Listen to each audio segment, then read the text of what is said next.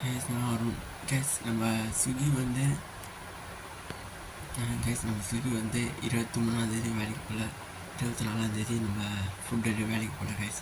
2 நாள் லீவ் எடுத்துருவோம், ஞாயிற்றுக்கிழமை திங்கக்கிழமை லீவ் எடுத்துருவோம் கேஸ்.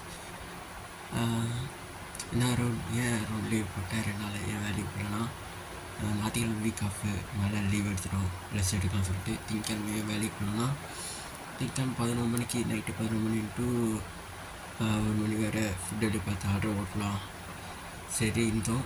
நைட்டு லேட்டுன்னு சொல்லிட்டு ஓட்டலாம் சொல்லிட்டு இருந்தோம் கேஸ். அப்போ நைட்டு ஸ்விக்கி ஓட்டலான்னு பார்த்தா மழை பெஞ்சிச்சு. மழையில் ஸ்விக்கி ஓட்டினா அதனால் இன்னிங்ஸ் வரும் ஓட்டலாம். ஆனால் மழையில் நான் ஓட்டினா மழையில் நனைஞ்சிருவேன், அப்புறம் ஜுரம் வந்துடும். அதனால் நம்ம உடம்புல முக்கியம் சொல்லிட்டு மழை டைமில் ஸ்விக்கி ஓட்டல. திங்கக்கிழமை லீவ் போட்டாச்சு கேஸ். 2 நாள் ஸ்விக்கியில் 2 நாள் வேலைக்கு போகல, லீவ் எடுத்தாச்சு. ஓகே, அப்புறம் வந்து இந்த 2 நாளில் நம்ம எவ்வளோ செலவு பண்ண சொல்லிட்டு சொல்கிறோம் கேஸ். நம்ம 2 நாளில் வேலைக்கு போகல, ஆனால் நம்ம எவ்வளோ செலவு பண்ணோன்னா 2420 கேஸ் செலவு பண்ணியிருக்கோம் நம்ம கேஸ்.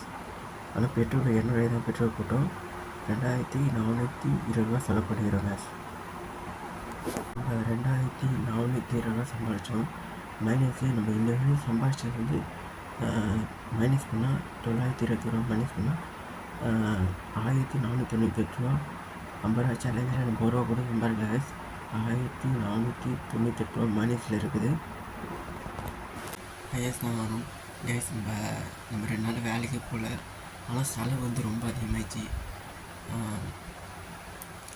நம்ம 50 சேலஞ்சில் வந்து இன்னும் 1 ரூபா கூட நம்ம சேர்த்துக்கல கேஸ், எல்லாம் செலவாயிடுச்சு.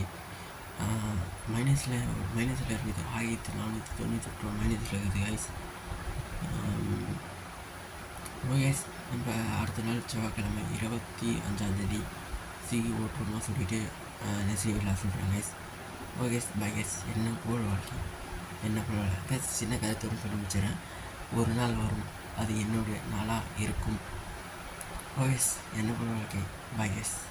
நெசிவில் பண்ணலாம் கேஸ்.